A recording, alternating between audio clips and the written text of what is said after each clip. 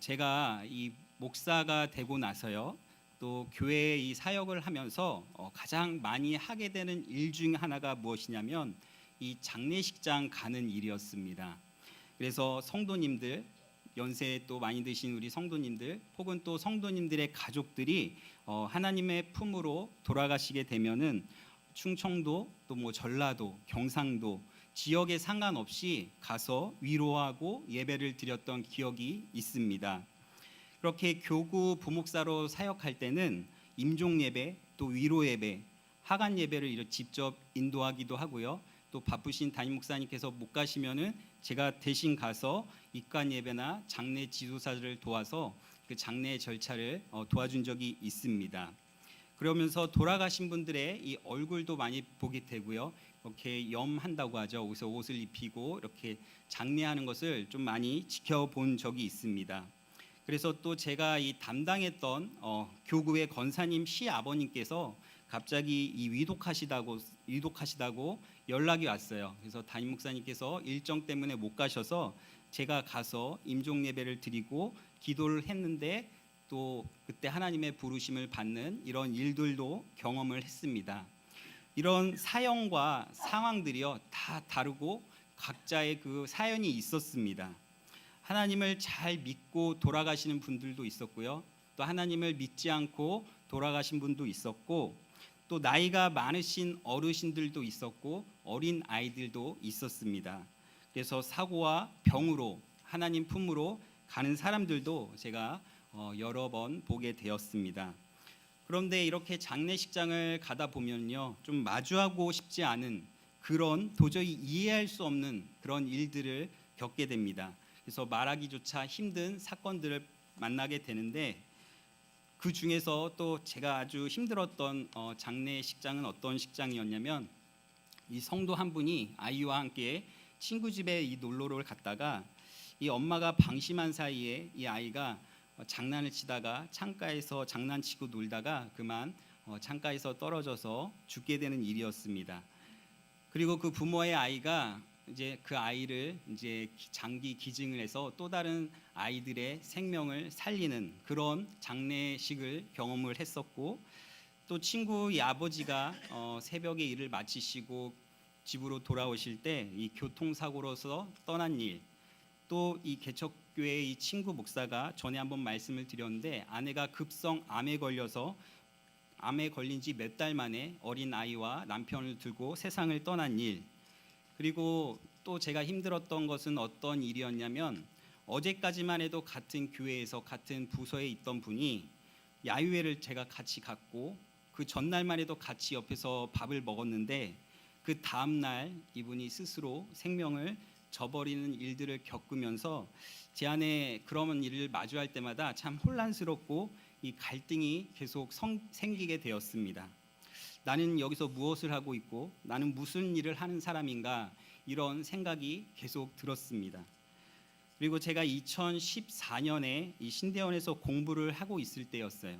그때 이 뉴스 속보를 통해서 이 세월호 사건을 듣게 되었고 그런 대참사가 일어나게 되었습니다. 그 당시 그 충격을 너무나 잘 아실 거예요. 그래서 그 사건으로 인해서 우리나라가 온통 이 슬픔에 빠져 있었고 그 슬픔을 벗어나는 데 한참의 시간이 필요했습니다. 저는 그 후 3년이 지난 후에 그 사건으로 희생된 아이들이 있는 교회와 그 지역에서 사역을 하게 되었습니다. 이 3년이라는 시간이 지났었지만 그때도 그 교회와 그 도시는요 아직도 아픔과 슬픔에 잠겨 있는 것을 제가 느끼게 되었습니다. 그리고 제가 그 당시에 사랑부를 담당하고 있었는데 이 사랑부 안에 특수학급, 그때 단원고였죠. 단원고 특수학급 선생님이 계셨어요. 그래서 저희 부서의 선생님으로 계셨는데 그분께서도 이제 인천에서 제주도로 오는 이 세월호를 타야 했지만 이제 특수학급의 아이들을 배를 태우고 한참 동안 가는 것이 너무 힘들어가지고 힘들까봐 비행기를 타고 가자 결정을 했습니다. 그런데 그런 사건이 발생을 했던 거죠. 그리고 그 사건 이후에 그 선생님께서는 휴직을 하고 한참 동안 쉬셨습니다. 이런 사람들의 고통 앞에 왜 고통을 당하는 건가? 하나님은 왜 이런 일들이 일어나는데 왜 보고만 계시는 것인가? 라는 질문을 자연스럽게 당연하게 할 수밖에 없게 되는 것 같아요. 지난달 5월 19일 날 이 암 투병 중인 팀 켈러 목사님께서 소천하셨어요. 이 팀 켈러 목사님은요, 고통에 답하다, 그리고 우리가 많이 알고 있는 탕부의 하나님, 또 일과 영성, 그리고 결혼을 말하다, 다양한 많은 책을 내셨고, 그 책과 설교를 통해서 미국뿐 아니라 이 한국 사람들에게, 또 한국 목회자들에게 많은 통찰력을 주어서 사랑을 받은 분이었습니다. 그래서 이 저번 달에 이 팀켈러 목사님이 소천하셨을 때 많은 분들이 이 소식을 듣고 아직도 하나님의 일을 할 일이 많이 남으신 분인데 왜 하나님께서 데려가셨냐라는 안타까움을 이야기를 했습니다. 그래도 이 힘든 암 투병 중에도 이 팀켈러 목사님은요, 이렇게 이야기를 했다고 해요. 나의 기도는 더욱 간절했으며 나를 지탱하는 것은 오직 말씀뿐이었고, 이번 투병 기간을 통해 기도로 하나님께 더욱 가까이 갈 수 있어서 감사하다. 과장되게 들릴지는 모르지만 저와 아내는 제가 암을 겪기 전에 기도 생활과 영적인 삶으로 돌아가고 싶지 않다라고 이야기를 했습니다. 이 암을 통해서 하나님께서는 저에게 아침에 주의 인자하심이 우리를 만족하게 하사 우리를 일생 동안 즐겁고 기쁘게 하소서라는 이 시편 90편 14절의 말씀이 자신에게 실제가 되었다는 것을 고백을 했습니다. 아내와 저는 지금 우리가 이전보다 훨씬 더 나은 삶을 살고 있다고 서로에게 말하고 있다고 했습니다. 암에 걸려 죽을지 모르는 그 고통 가운데서도 그 아내와 그렇게 고백을 했다는 거예요. 내가 곧 죽는다는 것을 인정한다는 것은 내 인생의 시간을 바라보는 방식이, 하나님을 바라보는 방식이, 가족과 배우자를 바라보는 방식 등 모든 것을 바꾸었다 이야기하고 있습니다. 이 팀 켈러 목사님이 쓰신 유명한 책 중에 팀 켈러 고통에 답하다라는 책이 있습니다. 보신 분도 계실 텐데 이 팀 켈러 목사님은요, 이 시편을 읽고 묵상하고 운동하면서 이 투병 생활을 견디셨다고 합니다. 그래서 고통으로 불안해할 때마다 이 시편 말씀을 묵상하셨다고 해요. 그래서 아까 그 시편 말씀이 실제가 되었다 고백을 합니다. 그리고 이 소천하시기 전에 이 세상을 떠나는데 아쉬움이 없고 전혀 아쉬움이 없다라고 고백을 하고 주님을 정말 뵙고 싶고 이제 날 천국으로 보내달라라고 유언을 하고 고백을 했다고 합니다. 마지막까지 이 천국의 본향에 대한 소망의 믿음의 끈을 놓지 않고 돌아가신 모습을 많은 사람들에게 보여주었습니다. 제가 앞서 말씀드린 것처럼 교회에서 사역을 하다 보면 또 내 삶에서 직간접적으로 겪는 일들, 그리고 성경을 마주하다 보면은 이 죽음과 고통이라는 것을 자연스럽게 접하게 되고 묵상하게 됩니다. 사실 죽음이라는 이 단어 무게감이 좀 있죠. 그래서 왠지 우울하고 또 무겁게만 여겨질 수가 있어요. 말하지 말아야 하는 그런 단어처럼 생각이 될 수가 있습니다. 그렇지만 좋은 신앙인으로 잘 사는 것도 중요하지만 신앙적으로 잘 죽는 것도 대단히 중요하다고 누군가 말했습니다. 그래서 전도서 7장의 말씀을 보면요, 죽는 날이 태어나는 날보다 더욱 중요하고 초상집 가는 것이 잔치집에 가는 것보다 더 낫다. 살아있는 사람은 누구나 죽는다는 것을 명심해야 한다. 지혜로운 사람의 마음은 초상집에 가 있고 어리석은 사람의 마음은 잔치집에 가 있다라고 하나님께서 말씀을 하고 있습니다. 이 메멘토 모리라는 말 아시죠? 라틴어이죠. 그래서 죽음을 기억하라. 너는 반드시 죽는다는 것을 기억하라라는 말입니다. 그래서 이 죽음을요, 삶의 어떤 부정적으로 바라보자는 것이 아니라 영원한 것을 생각하면서 오늘을 가치 있게 살아가자라는 의미가 있습니다. 우리 믿음의 사람들에게도요, 죽음이라는 것은요, 그냥 부정적인 것이 아니라 더욱 이 땅에서 하나님의 뜻대로 어떻게 가치 있게 살아가야 하는 그런 문제입니다. 그래서 오늘 제가 설교의 제목을 행원의 거친 바람처럼이라고 정해봤어요. 이 제주도에서도 가장 바람이 세다는 이 행원 바람처럼 우리들의 삶에도 이 큰 바람이 칠 때가 있는 것 같습니다. 이 욥도 큰 바람이 불어서 어려움과 고통을 당하는 것을 말씀을 보면 알 수가 있어요. 다른 사람이 보기에는 어떻게 보면 큰 아픔과 어려움이 아닌 것 같아도 이 자신만의 고통과 고난이 있기 마련이죠. 여기에 계신 우리 성도님들도 크게 작게 나의 고난과 고통이 있을 거예요. 저에게도 고난과 고통이 있습니다. 이 고난과 고통이라는 단어를 이 성경 인물 중에서 찾으라면 단연코 이 욥을 대표적으로 이야기할 수가 있습니다. 그래서 이 왜 무고한 자가 이유 없이 알 수 없는 고통과 죽음을 당하는가라는 이 질문에 답을 찾기 위해서 여러 책을 보아도요, 이 욥에 대해서 항상 이야기를 하고 있는 것을 보게 됩니다. 그래서 누군가가 이런 말을 했어요. 기독교가 지니고 있는 위대성은 인간의 고통에 의미를 부여했다는 사실이다. 즉 고통을 긍정적으로 이겨낸다는 거예요. 이것은 고통을 넘어 계시는 하나님, 십자가와 부활에 계신 소망의 하나님을 알 수 있다는 것입니다. 세상 사람들은 이 고통이 찾아오면요, 견딜 수 없을 만큼의 이 괴로움에 시달리게 됩니다. 마찬가지로 하나님을 믿는 사람들도, 성도들도 고통이 찾아오면요, 우울증에 걸리기도 하고 괴로움에 빠지기도 합니다. 믿지 않는 사람과 믿는 사람 동일하게 힘든 것은 똑같습니다. 밖에 비가 온다고 해서 믿는 사람은 비를 안 맞고 믿지 않는 사람만 비 맞는 게 아니시죠. 누구나 동일하게 비를 맞습니다. 누구나 동일하게 어려움이 찾아오기 마련입니다. 하지만 그 고통이 왜 왔는지 그 고통을 받아들이는데 태도에서는 특별함이 있습니다.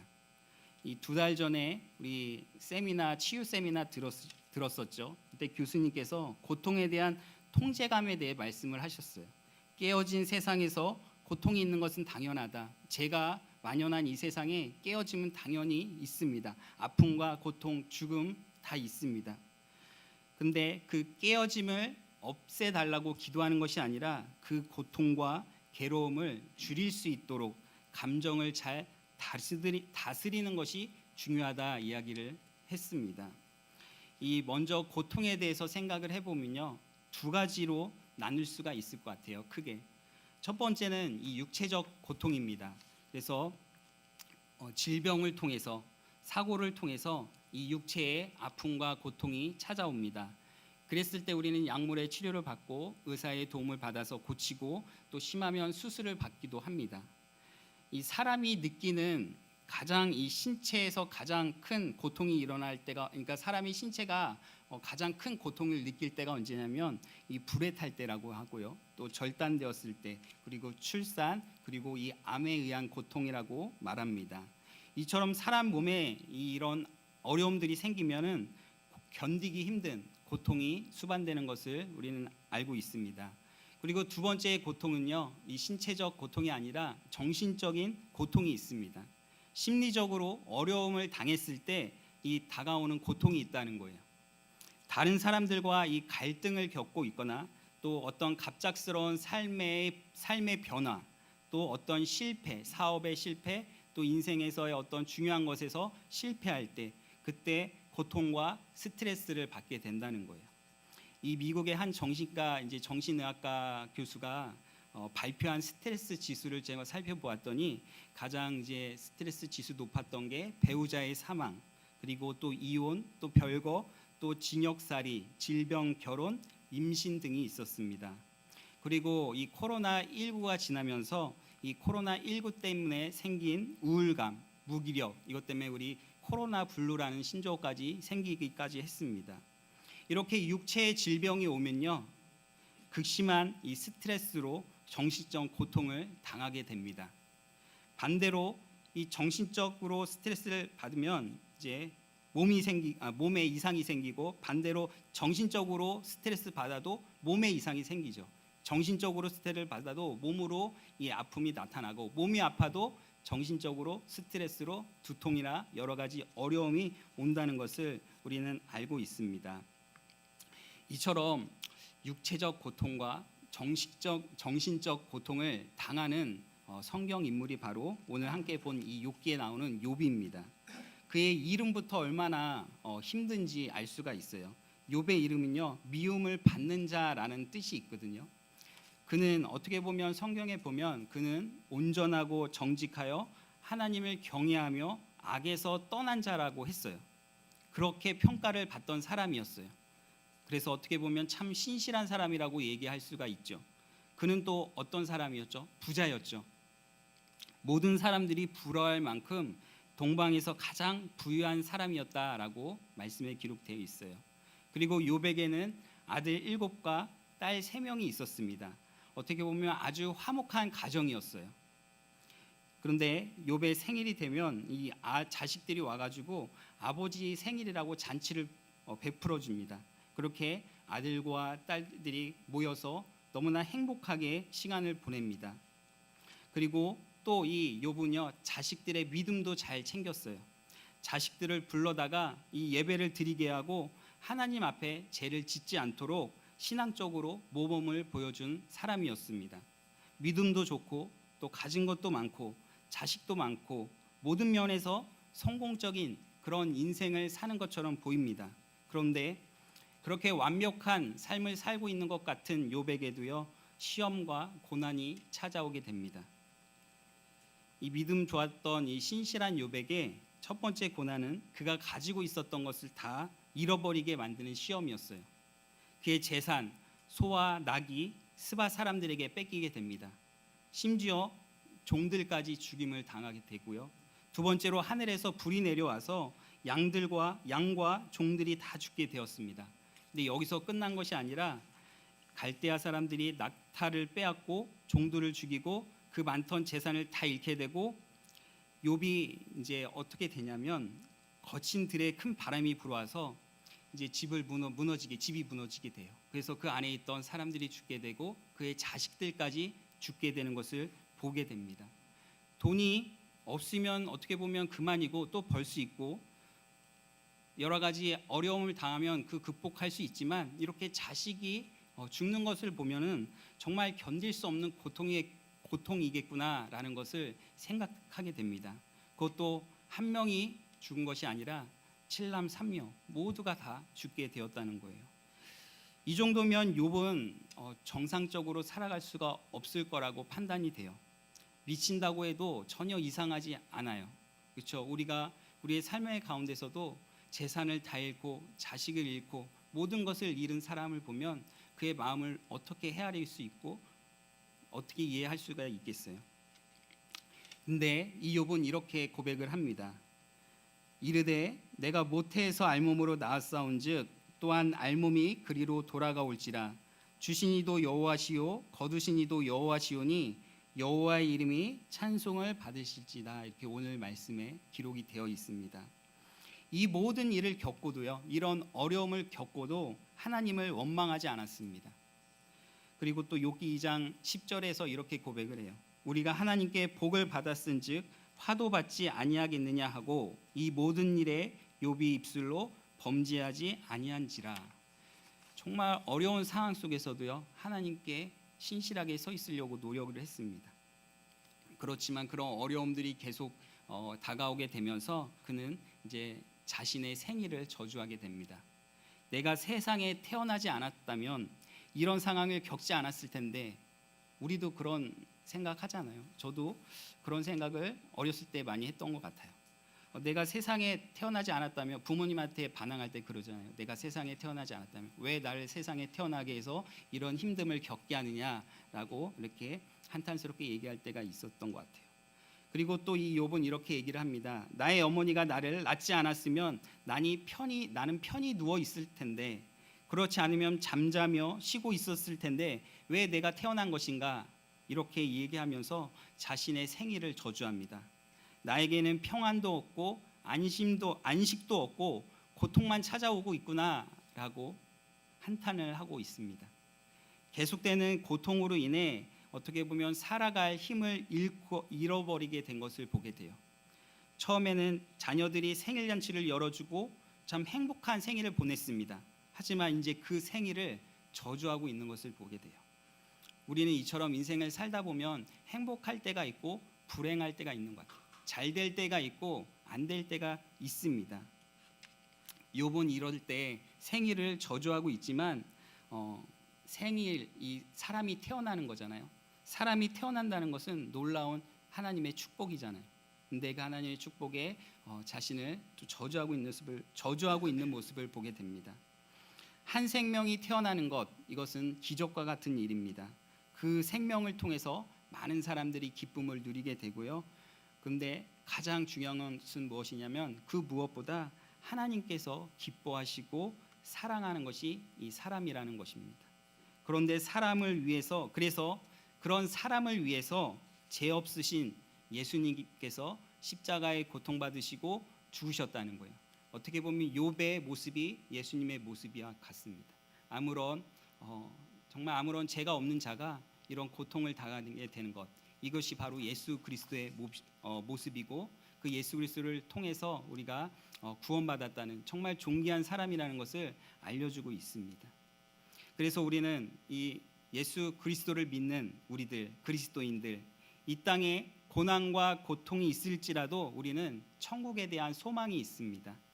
그렇기 때문에 이 땅에서의 삶 중요하지만 우리가 저 천국의 소망을 두고 살아간다면 이 땅에서의 고통은 잠시뿐이고 우리가 영원한 그 생명 주시는 하나님, 그 천국의 소망을 품고 살아갈 수 있다는 거예요. 욥은 하나님을 경외하고 악에서 떠난 사람이었습니다. 신실한 자였어요. 그런 그에게도 고난과 고통이 찾아왔죠. 우리가 살펴본 대로 하나님을 믿는 우리들에게도, 여기 계신 우리 신실한 성도님들에게도 고난과 고통이 찾아올 수가 있습니다. 아니, 지금 고난과 고통이 찾아와 있을 수도 있어요.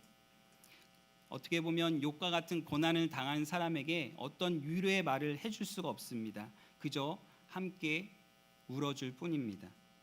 하지만 여기에 계신 성도님들께서는 욥처럼 큰 고통을 당하지 않기를 간절히 바라고 기도합니다. 만약 그래도 고난과 고통이 있다면, 그런 일들을 경험하고 지금 당하고 계신다면 세상이 줄 수 없는 하나님의 위로와 소망이 함께 하시기를 축원합니다.